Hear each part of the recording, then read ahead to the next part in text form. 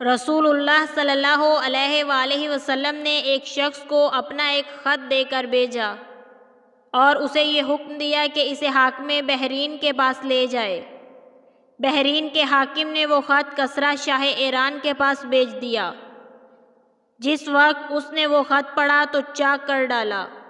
راوی کہتے ہیں میرا خیال ہے کہ ابن مصعب نے اس کے بعد مجھ سے کہا کہ اس واقعے کو سن کر رسول اللہ صلی اللہ علیہ وآلہ وسلم نے اہل ایران کے لیے بد دعا کی کہ وہ بھی چاک شدہ خط کی طرح ٹکڑے ٹکڑے ہو جائیں۔ اللہ نے بہت جلد اپنے سچے رسول اللہ صلی اللہ علیہ وآلہ وسلم کی دعا کا اثر ظاہر کر دیا۔ صحیح بخاری حدیث نمبر 64۔ رسول اللہ صلی اللہ علیہ وآلہ وسلم نے کسی بادشاہ کے نام دعوت اسلام دینے کے لیے ایک خط لکھا یا لکھنے کا ارادہ کیا تو آپ صلی اللہ علیہ وآلہ وسلم سے کہا گیا کہ وہ بغیر مہر کے خط نہیں پڑھتے، یعنی بے مہر کے خط کو مستند نہیں سمجھتے۔ تب آپ صلی اللہ علیہ وآلہ وسلم نے چاندی کی انگوٹھی بنوائی جس میں محمد الرسول اللہ کندہ تھا۔ صحیح بخاری حدیث نمبر 65۔ ایک مرتبہ رسول اللہ صلی اللہ علیہ وآلہ وسلم مسجد میں تشریف فرما تھے اور لوگ آپ صلی اللہ علیہ وآلہ وسلم کے ارد گرد بیٹھے ہوئے تھے کہ 3 آدمی وہاں آئے۔ ان میں سے 2 رسول اللہ صلی اللہ علیہ وآلہ وسلم کے سامنے پہنچ گئے اور ایک واپس چلا گیا۔ پھر وہ دونوں رسول اللہ صلی اللہ علیہ وآلہ وسلم کے سامنے کھڑے ہو گئے۔ اس کے بعد ان میں سے ایک نے جب مجلس میں ایک جگہ کچھ گنجائش دیکھی تو وہاں بیٹھ گیا اور دوسرا اہل مجلس کے پیچھے بیٹھ گیا اور تیسرا جو تھا وہ لوٹ گیا۔ تو جب رسول اللہ صلی اللہ علیہ وآلہ وسلم اپنی گفتگو سے فارغ ہوئے تو صحابہ رضی اللہ تعالی عنہم سے فرمایا کہ کیا میں تمہیں 3 آدمیوں کے بارے میں نہ بتلاؤں؟ تو سنو۔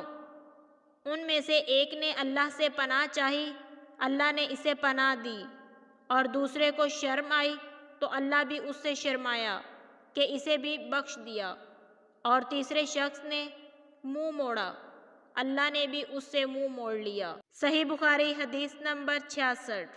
رسول اللہ صلی اللہ علیہ وآلہ وسلم اپنے اونٹ پر بیٹھے ہوئے تھے اور ایک شخص نے اس کی نوکیل تھام رکھی تھی۔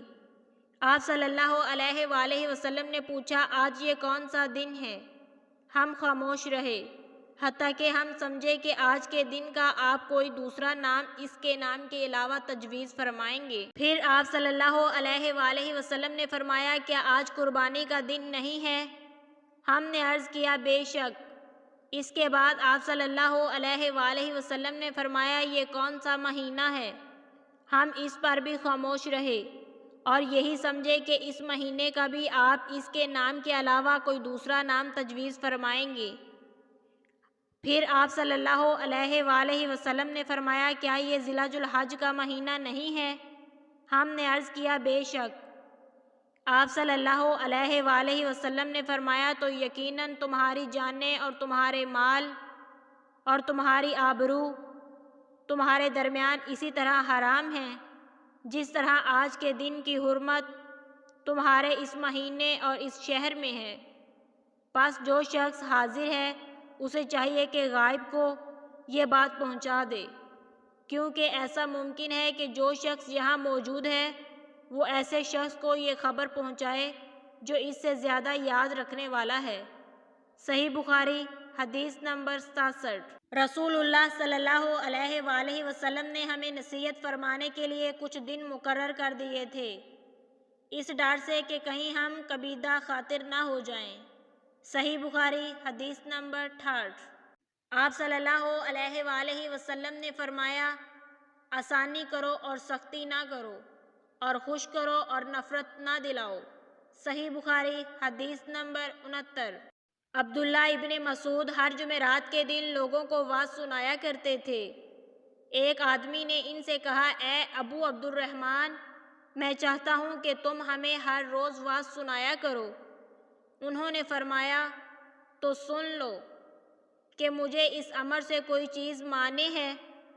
تو یہ کہ میں یہ بات پسند نہیں کرتا کہ کہیں تم تنگ نہ ہو جاؤ، اور میں واعظ میں تمہاری فہرست کا وقت تلاش کیا کرتا ہوں، جیسا کہ رسول اللہ صلی اللہ علیہ وآلہ وسلم اس خیال سے کہ ہم کبیدہ خاطر نہ ہو جائیں، واعظ کے لیے ہمارے اوقات فہرست کا خیال رکھتے تھے۔